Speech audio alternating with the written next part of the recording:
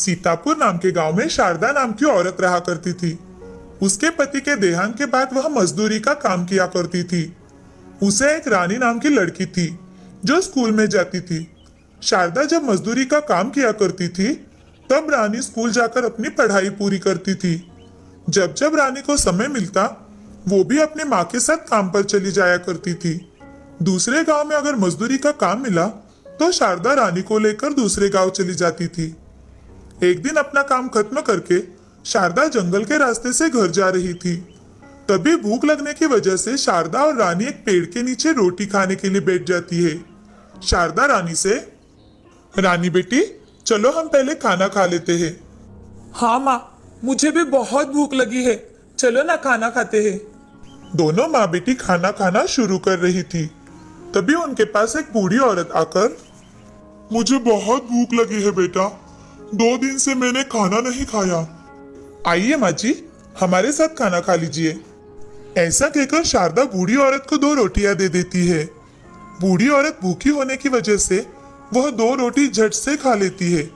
तभी बूढ़ी औरत, मुझे और भूख लगी है, मुझे और खाने को दो। उसकी बातें सुन शारदा ने उसे अपने हिस्से की रोटी भी खाने को दे दी। तभी बूढ़ी औरत ने वह रोटी भी खा ली। यह देख रानी बूढ़ी औरत से, दादी जी लगता है आपको बहुत भूख लगी है, ये लीजिए मेरे हिस्से की रोटी भी आप ही खा लीजिए। ऐसा कहकर रानी ने भी अपनी रोटियां बूढ़ी दादी को दे दी। बूढ़ी दादी ने रानी के हिस्से की रोटी भी खा ली। तभी बूढ़ी दादी शारदा से, क्या तुम्हारे पास इतनी ही रोटियां थी? देखिए माँ जी, मैं काम खत्म करके घर जा रही थी। हमने रास्ते में खाने के लिए सिर्फ 6 ही रोटियां लाई थी। अब खाने के लिए कुछ भी नहीं बचा। अगर आपको बहुत भूख लगी है तो माँ जी आप हमारे साथ हमारे घर चलो। मैं आपको हर रोज आपको जितनी रोटियां चाहिए उतनी बनाकर खिलाऊंगी। क्या तुम सच में मुझे जितनी रोटियां चाहिए उतनी बनाकर खिलाओगी? अपनी जबान से बदलना नहीं, समझी? माँ जी, मैं आपको जबान देती हूँ, आपको जितनी रोटियां चाहिए उतनी मैं आपको बनाकर खिलाऊंगी। बूढ़ी औरत उसकी बातें सुन जोर जोर से हंसने लगी और उसने एक बड़े राक्षस का रूप धारण कर लिया। तभी उस राक्षस को देखकर रानी बहुत डर गई और अपने माँ के पास जाकर खड़ी रह गई। शारदा डर गई थी मगर उसने हिम्मत जुटाकर उस राक्षस से कहा, देखो मेरे कहे अनुसार मैं तुम्हें हर रोज रोटी खिलाऊंगी और जिस दिन मैं तुम्हें रोटी ना खिला पाई उस दिन मैं और मेरी बेटी अपने आप आकर तुम्हें सौंप देंगे। शारदा की बातें सुन राक्षस मान गई। शारदा और रानी अपने गांव लौट गए। तभी रानी शारदा से, माँ, तुमने बड़ी खूबी से उस राक्षस से हम दोनों को छुड़ा लिया। नहीं बेटी, मैंने उस राक्षस से झूठ नहीं बोला। मैं सच में कल से उसे रोटियां बनाकर लेकर जाऊंगी। मैंने उसे वचन दिया है। ठीक है माँ। दूसरे दिन शारदा ढेर सारी रोटियां बनाकर एक टोकरी में भरने लगी। रानी ने भी उसकी मदद कर दी और वो दोनों टोकरी उठाकर जंगल में लेकर गए। वहां राक्षस शारदा से, वाह क्या खुशबू है, कहाँ है मेरी रोटियां? लाओ जल्दी दो, मुझे बहुत भूख लगी है।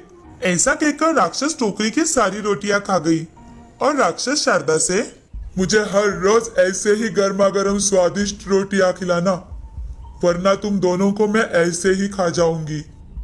ऐसा सुनकर शारदा और रानी टोकरी लेकर घर लौट आए। वो दोनों हर रोज टोकरी भरकर रोटियां बनाती और उस राक्षस के लिए ले जाती। राक्षस भी बड़े मजे से गर्मा गर्म रोटी खाया करती थी। ऐसे ही कुछ समय बीत गया। एक दिन रानी शारदा से, माँ, हमारे पास रोटी बनाने के लिए थोड़ा भी आटा बचा नहीं है और हमारे पास के पैसे भी खत्म हो गए हैं। अब हम क्या करें माँ? क्या करे बेटा, हम दोनों ने जबान दी है तो हमें जाना ही होगा। आज क्या होगा पता नहीं, उसका डर तो मुझे भी लग रहा है। उसी समय वह राक्षस बनी बूढ़ी दादी शारदा के घर आती है और शारदा से बूढ़ी औरत, आओ माँ जी, हम तुम्हारे ही बारे में बात कर रहे थे। इतने दिन मैंने मेहनत करके तुम्हारी भूख मिटाई है पर हमारे पास अब पैसे बिल्कुल खत्म हो गए हैं। तुमने तो आज हमें जंगल तक आने की तकलीफ से भी बचा लिया है। आज तुम हम दोनों को ही खा लो। ऐसा कहकर शारदा अपने बेटी को गले लग जाती है। तभी बूढ़ी दादी एक देवी के रूप में बदल जाती है। वह बूढ़ी दादी राक्षस के सिवा देवी बनी देख शारदा और रानी अचरज से एक दूसरे की ओर देखते हैं। तभी देवी शारदा से, मैंने तुम दोनों की बात सुन ली थी। जब मैंने तुम दोनों को जंगल में देखा था, तब तुम दोनों ने अपने पास की रोटी तो दी थी और अपने हिस्से की रोटी भी मुझे दे दी। मैं तुम दोनों की परीक्षा ले रही थी। मैं परीक्षा लेने के लिए राक्षस में बदल गई और तुमने मुझे एक दिन भी नहीं कोसा और हर रोज अपने किए वादे के मुताबिक मुझे रोटी खिलाती रही। इससे मैं बहुत प्रसन्न हो गई हूँ। मैंने तुम दोनों जैसा नेक इंसान आज तक नहीं देखा। तुमने मुझे खाना खिलाकर संतुष्ट किया। आज से तुम्हें किसी भी चीज की कमी नहीं होगी। ऐसा कहकर देवी माँ ने हीरे, पैसे, सोने के सिक्कों का ढेर बना दिया। शारदा और रानी तो ये देखकर हैरान हो जाते हैं। तभी देवी शारदा से, तुम अब अपनी पूरी जिंदगी अच्छी तरह से गुजार सकती हो। और हाँ, तुम्हारे ऊपर मैं एक और बड़ी जिम्मेदारी डालने वाली हूँ। ऐसा कहकर देवी माँ ने अपना हाथ घुमाया और वहां एक जादुई छड़ी आ गई। वो छड़ी देवी माँ शारदा को देकर, तुम इस छड़ी को जैसे ही गोल घुमाओगी, तब यहाँ ढेर सारी रोटियां तैयार होगी। तुम उन रोटियों को लेकर गरीबों में बांट देना। तुम गरीबों की सहायता कर उनकी भूख मिटाओगी। ऐसा कहकर देवी माँ आशीर्वाद देकर वहां से अदृश्य हो गई। तभी शारदा ने कीमती हीरे, जवाहरात, सोने के सिक्के और पैसे अलमारी में रख दिए और कुछ पैसों से शारदा ने नया घर भी बनवाया और उसमें रहने लगी। अगले दिन से शारदा उस जादुई छड़ी की सहायता से रोटियां बनाने लगी और रानी उन रोटियों को एक टोकरी में भरने लगी। पर्याप्त रोटियां जब बन जाए तब शारदा उसे बंद कर दिया करती थी। शारदा वो रोटियां हर रोज गरीबों में बांटती थी और कुछ रोटियां मंदिर में भी दान किया करती थी। वो रोटियां बांटते बांटते अपना जीवन हंसी खुशी गुजार रही थी। इस कहानी से हमें ये सीख मिलती है कि जिंदगी में हमेशा सबकी मदद करनी चाहिए और भूखे की हमेशा भूख मिटानी चाहिए। कब हमारा नसीब चमक जाए ये हमें भी पता नहीं चलता। इसीलिए अच्छे कर्म करो, फल की अपेक्षा मत करो।